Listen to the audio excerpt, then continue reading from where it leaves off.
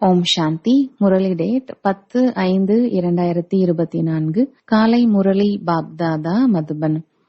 பாபா கூறுகின்றார், இனிமையான குழந்தைகளே, பாபாவிற்கு சமமாக கருணை உள்ளம் உடையவர்களாக ஆகுங்கள். கருணை உள்ளம் உடைய குழந்தைகள் அனைவரையும் துக்கத்திலிருந்து விடுவித்து தூய்மை இல்லாதவர்களை தூய்மையானவர்களாக ஆக்கக்கூடிய சேவை செய்வார்கள்.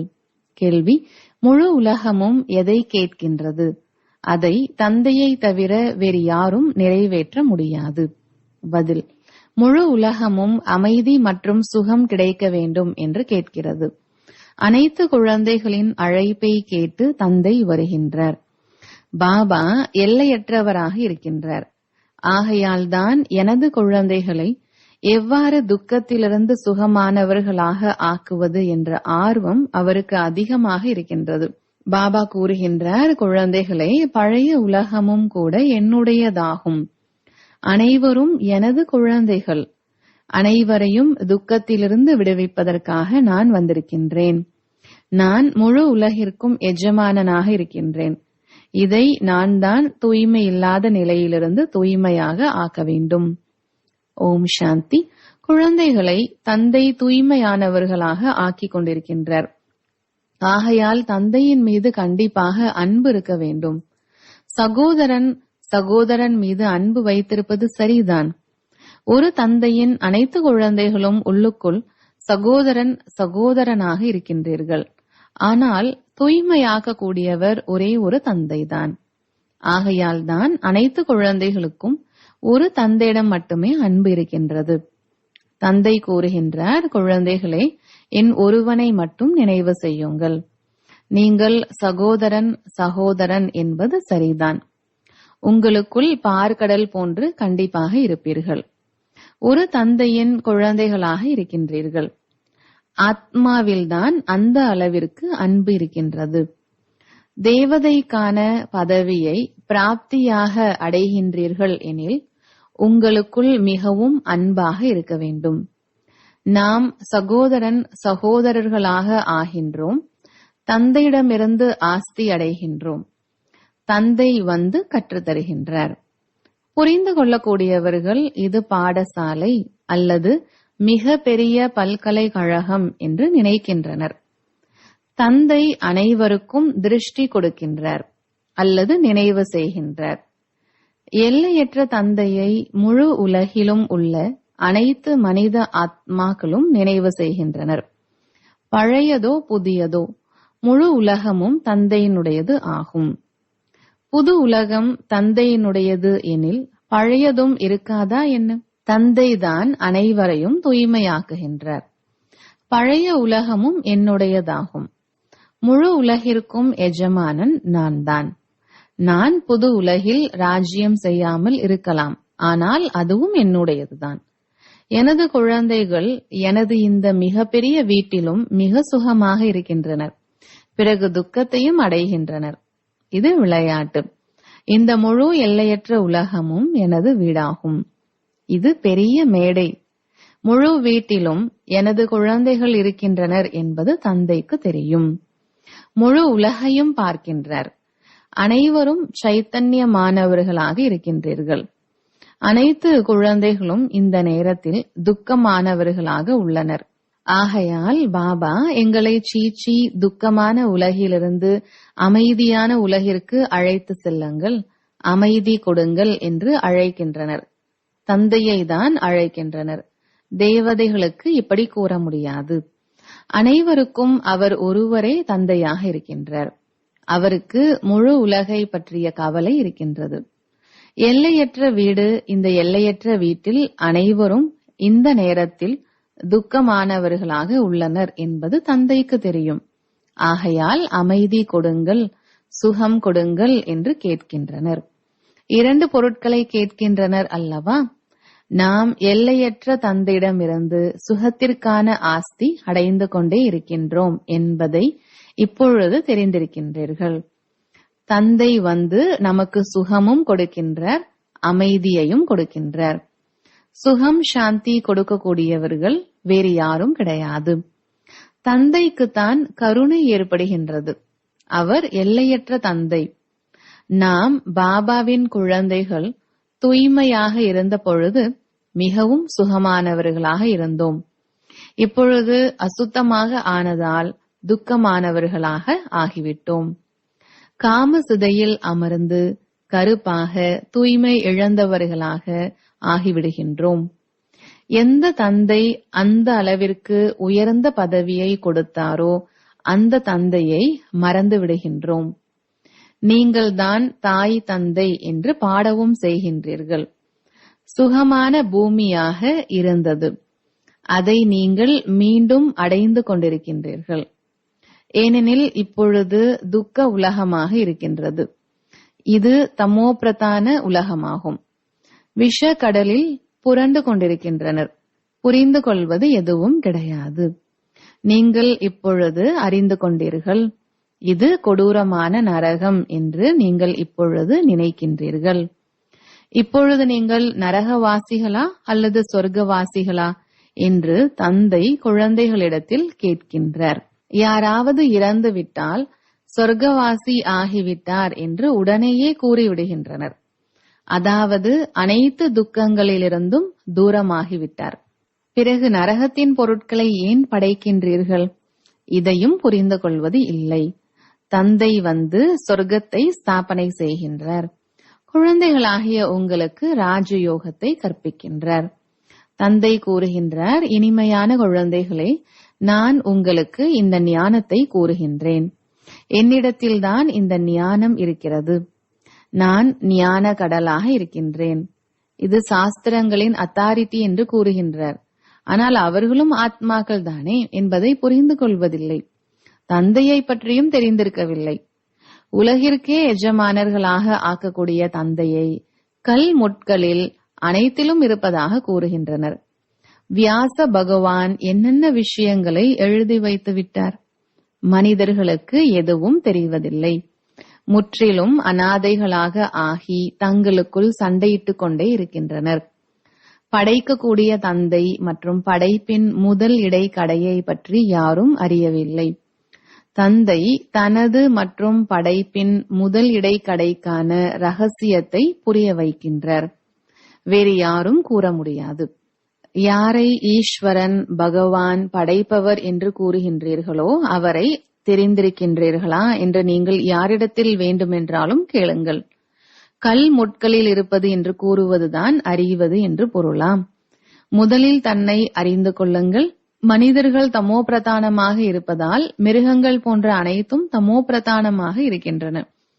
மனிதர்கள் சத்தோ பிரதானமாக இருக்கின்ற பொழுது அனைத்தும் சுகமானதாக ஆகிவிடுகின்றது. மனிதர்கள் எப்படியோ அவ்வாறே அவர்களது பர்னிச்சர்ஸ் இருக்கும். செல்வந்தர்கள் வீட்டு பர்னிச்சர்கள் மிகவும் நன்றாக இருக்கும்.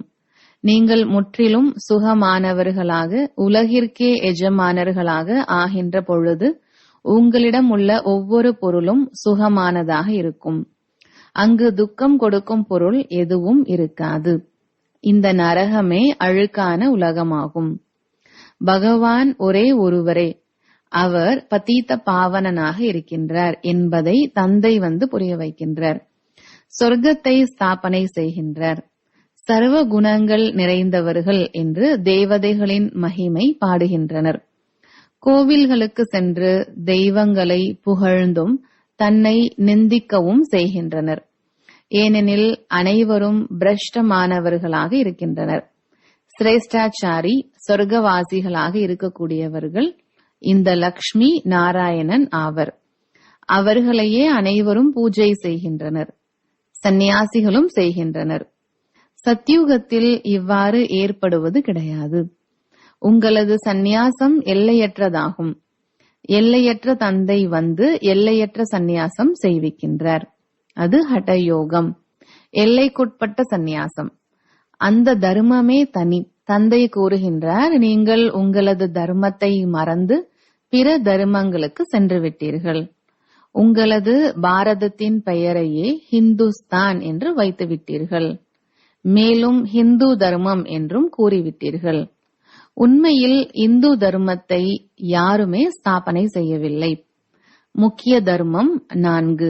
தேவி தேவதா தர்மம், இஸ்லாமிய தர்மம், பௌத்தம் மற்றும் கிறிஸ்துவம். இந்த முழு உலகமுமே தீவு. இதில் ராவணனின் ராஜ்யம் நடக்கின்றது என்பதை நீங்கள் அறிந்திருக்கின்றீர்கள். ராவணனை பார்த்திருக்கின்றீர்களா? யாரை அடிக்கடி எரிக்கின்றீர்களோ அவர் மிக பழைய எதிரியாக இருக்கின்றார். நாம் ஏன் எரிக்கின்றோம் என்பதையும் புரிந்து கொள்வதில்லை. இவர் யார், எப்பொழுதிலிருந்து எரித்து வருகின்றோம் என்பதை அறிந்து கொள்ள வேண்டும். பரம்பரையாக செய்து வருகின்றோம் என்று நினைக்கின்றனர். அட, அதற்கும் கணக்கு இருக்க வேண்டும் அல்லவா? உங்களை யாரும் தெரிந்து கொள்ளவே இல்லை. நீங்கள் பிரம்மாவின் குழந்தைகள். நீங்கள் யாருடைய குழந்தைகள் என்று உங்களிடத்தில் கேட்கின்றனர். அட, பிரம்மா குமார் குமாரிகளாக உள்ளனர் எனில் அவரது குழந்தைகள் அல்லவா? பிரம்மா யாருடைய குழந்தை? சிவபாபாவின் குழந்தை. நாம் அவரது பேரன்கள். அனைத்து ஆத்மாக்களும் அவரது குழந்தைகள். பிறகு ஷரீரத்தில் முதலில் பிரம்மா ஆகின்றார். பிரஜாபிதா பிரம்மா அல்லவா? இவ்வளவு பிரஜைகளை எப்படி உருவாக்குகின்றார் என்பதை நீங்கள் தெரிந்திருக்கின்றீர்கள். இது தத்தெடுத்தல். சிவபாபா பிரம்மாவின் மூலம் தத்தெடுக்கின்றார். மேளாவும் நடைபெறுகின்றது. உண்மையில் மேளா என்பது பெரிய நதியாகிய பிரம்மாபுத்திராவும் கடலும் சந்திக்கும் இடத்தில் நடைபெற வேண்டும். அந்த சங்கமத்தில் மேளா நடைபெற வேண்டும். இந்த மேளா இங்கு நடைபெறுகின்றது. பிரம்மா அமர்ந்திருக்கின்றார். தந்தையும் அமர்ந்திருக்கின்றார். உயர்ந்த தாயாகவும் இருக்கின்றார் என்பதை தெரிந்திருக்கின்றீர்கள். ஆனால் இவர் ஆணாக இருப்பதால் இந்த தாய்மார்களை கவனிக்க மம்மாவை நியமித்தார். நான் உங்களுக்கு சத்கதி கொடுக்கின்றேன் என்று தந்தை கூறுகின்றார். இந்த தேவதைகள் இரட்டை அஹிம்சாதாரிகள் என்பதை நீங்கள் தெரிந்திருக்கின்றீர்கள். ஏனெனில் அங்கு ராவணன் இருப்பது கிடையாது. பக்தியின் மூலம் இரவு ஏற்படுகின்றது. ஞானத்தின் மூலம் பகல் ஏற்படுகின்றது. ஒரு தந்தை மட்டும்தான் ஞான கடலாக இருக்கின்றார். அவரை சர்வ வியாபி என்று கூறிவிட்டனர். தந்தை வந்துதான் இதை புரிய வைக்கின்றார் மற்றும் குழந்தைகளுக்கு தான் புரிய வைக்கின்றார். சிவ பகவானின் மகா வாக்கியம் அல்லவா? சிவ ஜெயந்தி கொண்டாடுகின்றோம் எனில் கண்டிப்பாக யார் மூலமாவது வந்திருப்பார். நான் இயற்கையை ஆதாரமாக எடுக்க வேண்டியிருக்கிறது என்று கூறுகின்றார். நான் சிறு குழந்தையை ஆதாரமாக எடுப்பது கிடையாது. கிருஷ்ணர் சிறு குழந்தை அல்லவா? நான் அவரது பல பிறப்பின் கடைசியில், அதுவும் வானப்பிரஸ்த நிலையில் பிரவேசிக்கின்றேன். வானப்பிரஸ்த நிலைக்கு பின்பே மனிதர்கள் பகவானை நினைக்கின்றனர். ஆனால் பகவானை யாரும் யதார்த்தமாக தெரிந்து கொள்ளவில்லை. ஆகையால்தான் கீதையில் இவ்வாறு சொல்லப்பட்டுள்ளது, எப்பொழுதெல்லாம் அதர்மம் அதிகமாகிறதோ அப்பொழுது நான் பரகாய பிரவேசம் அடைகின்றேன். நான் பாரதத்தில்தான் வருகின்றேன். பாரதத்தின் மகிமை மிகவும் உயர்ந்தது. நான் இன்னாராக இருக்கின்றேன், நான் இப்படி இருக்கின்றேன் என்ற தேக அகங்காரம் மனிதர்களிடத்தில் எவ்வளவு இருக்கின்றது. இப்பொழுது தந்தை வந்து உங்களை ஆத்ம அபிமானியாக ஆக்குகின்றார். இனிமையிலும் இனிமையான ஆன்மீக குழந்தைகளுக்கு ஆன்மீக தந்தை வந்து ஞானத்தின் அனைத்து ரகசியங்களையும் கூறுகின்றார். இது பழைய உலகமாகும். சத்யுகம் புது உலகம். சத்யுகத்தில் ஆதி சனாதன தேவி தேவதா தர்மம் மட்டுமே இருந்தது. 5000 ஆண்டிற்கான விஷயமாகும். பிறகு சாஸ்திரங்களில் கல்பத்தின் ஆயுள் லட்சக்கணக்கான ஆண்டுகள் என்று வியாசர் எழுதிவிட்டார். உண்மையில் கல்பத்திற்கு 5000 ஆண்டுகளாகும். மனிதர்கள் முற்றிலும் அஞ்ஞான கும்பகரண உறக்கத்தில் உறங்கிக் கொண்டிருக்கின்றனர். உங்களது இந்த புதிய விஷயத்தை யாராவது புதியவர்கள் கேட்டால் புரிந்து கொள்ள முடியாது. ஆகையால்தான் தந்தை கூறுகின்றார், நான் எனது குழந்தைகளிடத்தில் உரையாடல் செய்கின்றேன். பக்தியையும் நீங்கள்தான் ஆரம்பித்து வைக்கின்றீர்கள். தனக்குத்தான் தண்டனை கொடுத்து கொண்டீர்கள். தந்தை உங்களை பூஜைக்குரியவர்களாக ஆக்கினார். நீங்கள் பிறகு பூஜாரிகளாக ஆகிவிடுகின்றீர்கள். இதுவும் விளையாட்டாகும். யாராவது பலவீன இருதயம் உள்ளவர்கள் இந்த விளையாட்டை பார்த்ததும் அழுது விடுகின்றனர். அழுபவர்கள் இழக்கின்றனர் என்று தந்தை கூறுகின்றார். சத்யுகத்தில் அழுவதற்கான விஷயமே கிடையாது, அழவே கூடாது என்றும் இங்கு தந்தை கூறுகின்றார். துவாபர கலியுகத்தில் அழுகின்றனர்.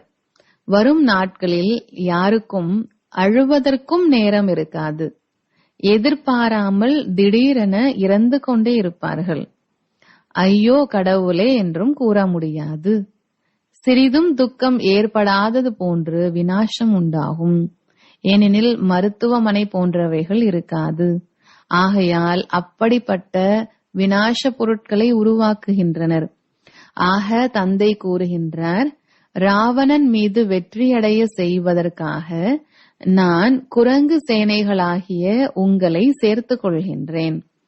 ராவணனின் மீது வெற்றி அடைவது எப்படி என்ற யுக்தியை தந்தை இப்பொழுது உங்களுக்கு கூறுகின்றார். அனைத்து சீதாக்களையும் ராவணனின் சிறையிலிருந்து மீட்க வேண்டும். இவை அனைத்தும் புரிந்து கொள்ள வேண்டிய விஷயங்களாகும். பகவானின் மகா வாக்கியம் குழந்தைகளிடம்தான் தந்தை கூறுகின்றார், தீயவைகளை கேட்காதீர்கள். எந்த விஷயங்களினால் உங்களுக்கு நன்மை இல்லையோ அப்போது உங்களது காதுகளை மூடிக்கொள்ளுங்கள். இப்பொழுது உங்களுக்கு ஸ்ரீமத் கிடைக்கின்றது. நீங்கள் சிரேஷ்டமானவர்களாக ஆவீர்கள். இங்கு ஸ்ரீ ஸ்ரீ என்ற பட்டம் அனைவருக்கும் கொடுத்து விட்டனர். நல்லது. இருப்பினும் தந்தை கூறுகின்றார், தன்னை ஆத்மா என்று புரிந்து கொண்டு தந்தையை நினைவு செய்யுங்கள். வெற்றி தோல்விக்கான அதிசயமான எல்லையற்ற இந்த விளையாட்டை பற்றி தந்தைதான் புரிய வைக்கின்றார். நல்லது. இனிமையிலும் இனிமையான காணாமல் போய் கண்டெடுக்கப்பட்ட செல்லமான குழந்தைகளுக்கு தாயும் தந்தையும் ஆகிய பாப் தாதாவின் அன்பு நினைவுகள் மற்றும் காலை வணக்கம். ஆன்மீக குழந்தைகளுக்கு ஆன்மீக தந்தையின் நமஸ்காரம். தாரணைக்கான முக்கிய சாரம். முதலாவது, தந்தைக்கு சமமாக கருணை உள்ளம் உடையவர்களாக ஆக வேண்டும். அனைவரையும் துக்கத்திலிருந்து விடுவித்து தூய்மை இழந்துள்ளவர்களை தூய்மையாக்கும் சேவை செய்ய வேண்டும். தூய்மை ஆவதற்காக ஒரு தந்தையின் மீது மிகுந்த அன்பு செலுத்த வேண்டும். இரண்டாவது, அழுபவர்கள் இழக்கின்றனர் என்று தந்தை கூறுகின்றார். ஆகையால் எப்படிப்பட்ட பிரச்சனைகளின் பொழுதும் நீங்கள் அழவே கூடாது. வரதானம், சுயராஜ்யத்தின் மூலம் தனது துணைவர்களை அன்பான உதவியாளர்களாக ஆக்கக்கூடிய மாஸ்டர் வள்ளல் ஆகுங்கள். விளக்கம், ராஜா என்றால் வள்ளல். வள்ளலுக்கு கூற வேண்டிய அல்லது கேட்க வேண்டும் என்பது இருக்காது. ஒவ்வொரு ராஜாவும் தனது அன்பு என்ற பரிசை கொடுப்பார்கள். நீங்களும் தன் மீது ராஜ்யம் செய்யக்கூடிய ராஜாவாக ஆகும் போது ஒவ்வொருவரும் உங்கள் முன் உதவி என்ற பரிசை கொடுப்பார்கள். யாருக்கு சுயத்தின் மீது ராஜ்யம் இருக்கிறதோ அவர்கள் முன் லௌகீக அலௌகீகத்தில் துணையாக இருப்பவர்கள் சரி சரி என்று கூறி அன்பு உதவியாளராக ஆவார்கள். குடும்பத்தில் ஒருபோதும் கட்டளையிடக்கூடாது. தனது கர்ம இந்திரியங்களை கட்டுப்பாட்டில் வைத்திருக்க வேண்டும். பிறகு உங்களது அனைத்து துணைவர்களும் உங்களுக்கு அன்பு உதவியாளர்களாக ஆகிவிடுவார்கள். ஸ்லோகன், அனைத்து பிராப்திகளின் சாதனம் இருந்தாலும் உள்ளுணர்வு விடுபட்ட நிலையில் இருக்கும் போதுதான் வைராகியத்தின் உள்ளுணர்வு என்று கூற முடியும். நல்லது. ஓம் சாந்தி.